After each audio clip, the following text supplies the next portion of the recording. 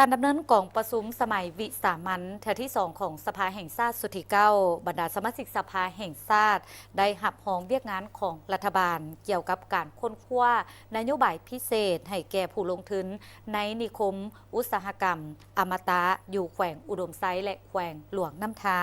ในนั้นมีนโยบายที่เกี่ยวพันกับการยกเว้นอากรกำไรในระยะเวลา30 ปีให้แก่ผู้ลงทุนในนิคมอุตสาหกรรมอมตะ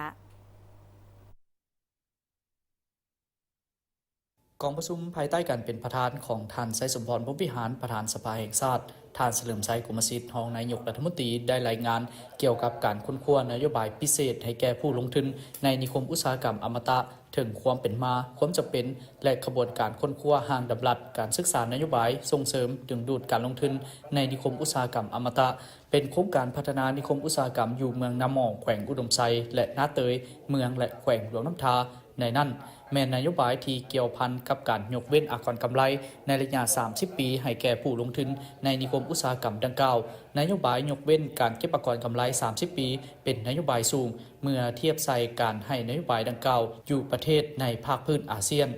ในหลายปีมานี้การลงทุนของต่างประเทศในขงเขตอุตสาหกรรมปรุงแต่งมีจำกัดส่วนใหญ่แม่นสุ่มใส่แขนงพลังงานและบ่อแห่เท่านั้นดังนั้นการยกเว้นการเก็บอากรกำไรดังกล่าวนี้จึงเป็นเครื่องมือที่สำคัญของรัฐบาลเพื่อดึงดูดและกระตุ้นการลงทุนในแขนงอุตสาหกรรมปรุงแต่งสร้างเวียกเฮ็ดงานทำและดึงดูดแรงงานกลับคืนประเทศดึงเม็ดเงินเข้าประเทศเพื่อประกอบส่วนสร้างความมั่นคงและเสถียรภาพทางด้านการเงินและเงินตราให้แก่ประเทศเฮากรมการเมืองศูนย์กลางพรรคจึงได้มีทิศชี้นำเอานโยบายพิเศษดังกล่าวมาถักถามอธิบายชี้แจงเพื่อให้สมาชิกสภามีความเห็นก่อนสภาแห่งชาติจะพิจารณาและหำเอาดังนั้นในนามรัฐบาลข้าพเจ้าจึงเสนอมายังประธานสมาชิกสภาให้การพิจารณาและให้การสนับสนุนต่อนโยบายดังกล่าวนี้เพื่อให้รัฐบาลสามารถนำใช้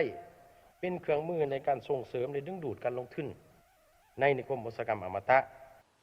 จากนั้นต่างหน้าคณะประจำสภาแห่งชาติแมนเห็นดีด้านหลักการต่อกับการกำหนดนโยบายส่งเสริมพิเศษโดยรวมและโดยเฉพาะการขอยกเว้นอากรกำไรระยะ30 ปีให้ผู้ลงทุนที่เข้ามาลงทุนภายใน7 ปีภายหลังที่ดำรัสว่าด้วยนิคมอุตสาหกรรมอมตะเนื่องจากว่าการค้นคว้ากำหนดนโยบายดังกล่าวแม่นสอดคล้องตามมาตรา64ของกฎหมายว่าด้วยการส่งเสริมการลงทุนฉบับปรับปรุงปี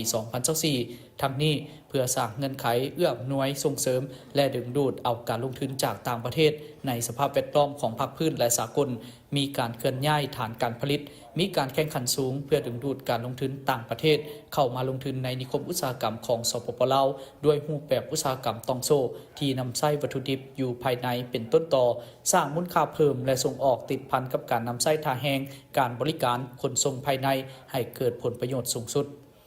ให้ผู้พัฒนาจะตั้งปฏิบัติการยกย้ายจัดสรรชดเชยให้ประชาชนผู้ได้รับผลกระทบจากการพัฒนาโครงการประกอบส่วนในการพัฒนาชุมชนและท้องถิ่นที่นิคมอุตสาหกรรมตั้งอยู่รวมทั้งให้บุริมสิทธิ์และนำใส่แรงงานภายในยกระดับและพัฒนาฝีมือแรงงานให้ประชาชนอยู่กับเขตอ้อมข้างนี้เนาะในการนำใส่เทคโนโลยีให้แก่แรงงานดังกล่าวมีกลไกการบริการประตูเดียวรับประกันให้มีความสะดวกว่องไวโปร่งใสและตรวจสอบได้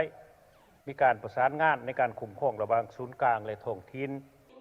จากนั้นบรรดาสมาชิกสภาแห่งชาติได้มีความเห็นโดยเฉพาะมาตรา64ของกฎหมายว่าด้วยการส่งเสริมการลงทุนฉบับปรับปรุงปี2024สามารถกำหนดนโยบายสูงกว่ากฎหมายเกี่ยวข้องกำหนดมาตรา9ของห้างดำรัสว่าด้วยนิคมอุตสาหกรรมอมตะที่จะได้รับการยกเว้นอากรกำไรเป็น50%ข้าพเจ้าจะบึงไล่อันย่อยลงไป30 ปีให้ยกเว้นนี่บ่เป็นประเด็นดอกประธานอันนี้มันถือว่าใน7 ปีคันข้าเจ้าเฮ็ดได้เฮาให้เลยบ่เป็นหยังแต่อันย่อยๆลงไปนี้ที่มันจะกระทบหลายอย่าลืมมาคำว่าพื้นฐานโครงรางนี่นะผู้มาก่อนหน้านี้ยังบ่มีรถไฟตัวนี้เป็นหัวใจที่นักลงทุนอยากมาพื้นฐานโครงรางที่ว่าไปบุกเบิกดินเฮ็ดน้ำประปาไฟฟ้าหรือว่าเวรคืนอันนี้เป็นเรื่องน้อยสำหรับ 5,000 ตื้อดอลลาร์เรื่องน้อยที่สุดที่เขาเจ้าสามารถเห็นได้แต่เป็นเรื่องใหญ่มันรัฐบาลได้ลงทุนพื้นฐานโครงรางมหาศาลก็คือรถไฟ โลจิสติกเป็นเรื่องที่สำคัญดำรัด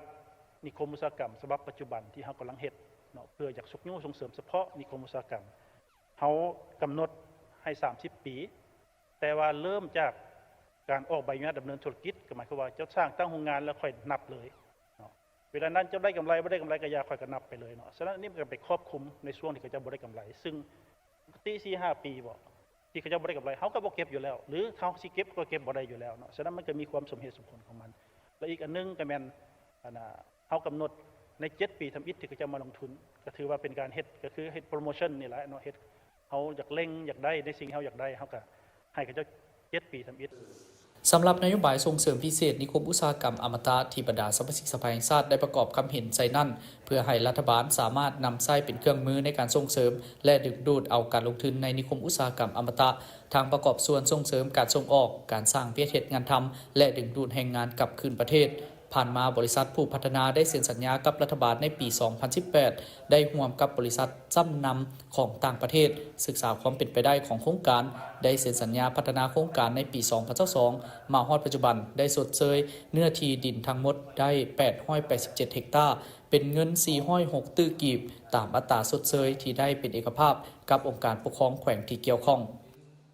พร้อมนี้ภายหลังนโยบายส่งเสริมการพัฒนานิคมอุตสาหกรรมดังกล่าวได้ถูกขับฮ้องประธานกองประชุมก็ได้เสนอให้สมาชิกสภาร่วมกับรัฐบาลติดตามสุขยู่และประเมินการจัดตั้งปฏิบัติตัวจริงเพื่อถอดบทเรียนและมีคำเห็นให้รัฐบาลนำไปปรับปรุงนโยบายและนิติกรรมที่เกี่ยวข้องแนวใส่หับประกันให้การพัฒนาอุตสาหกรรมและกิจกรรมที่เกี่ยวข้องแทนเหมาะกับสภาพความเป็นจริงของประเทศเฮาสอดคล้องกับกฎหมายและนิติกรรมลุ่มกฎหมายที่วางออกสุขยู่การพัฒนาเศรษฐกิจและสังคมอย่างแข็งแรงตามทิศสีเขียวยืนยงทั้งรับการผลประโยชน์สูงสุดของประเทศชาติและของประชาชน